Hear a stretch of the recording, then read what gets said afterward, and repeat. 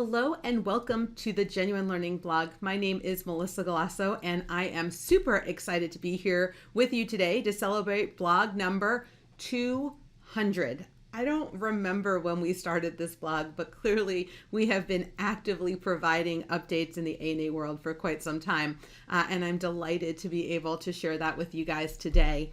Our topic today is not as exciting as being blog 200, but it is very important, and it is a series of conforming amendments by the Professional Ethics Executive Committee. This is needed as a result of some of the work that they've done on a previous interpretation and having to conform other sections of the Code of Professional Ethics, and so, or Code of Professional Conduct.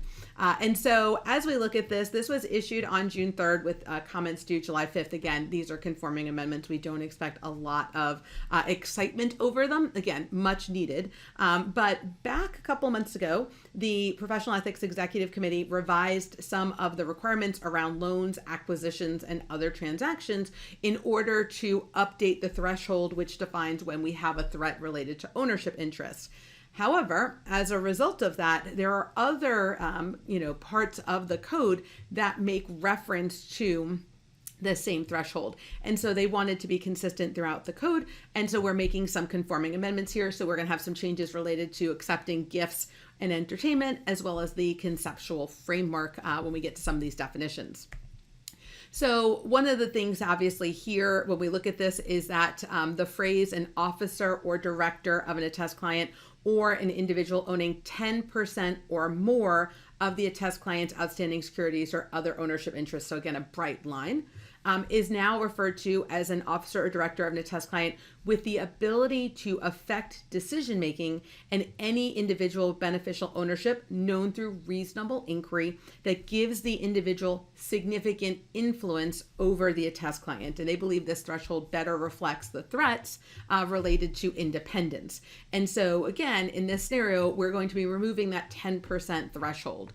And so where did we have to make changes? Well, in 1.120.010, as well as again, another one on accepting gifts or entertainment in 1.285.010. And then the conceptual framework for members in public practice. Again, this one's really related to the definitions and what threats are out there. And so again, they're removing that 10% ownership and going again, the beneficial interest known through reasonable inquiry that give that significant influence. So not a huge change, but an important one because it then removes that bright line and really focuses on the threat and the influence that that entity has. So the proposed effective date for this would be December 31st of this year, with the reason being it's going to align with the already issued loans and acquisition standard or interpretation that's already gone out.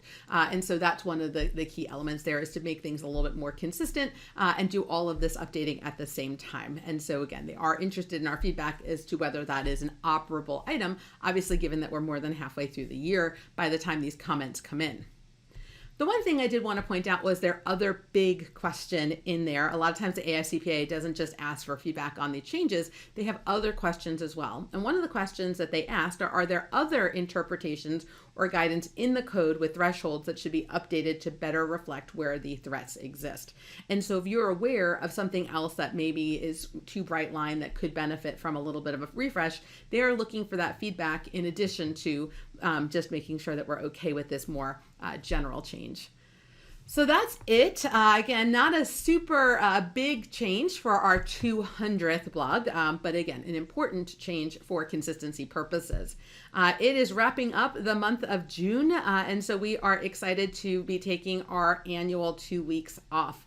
Each year, GLS closes for 2 weeks in the summer and 2 weeks in December in order to give our people time to reflect, refresh, spend some time with their families. And so we will be embarking on that. And so you may not hear from us for a little while, but know that we are still thinking of you, maybe not as much as we normally do.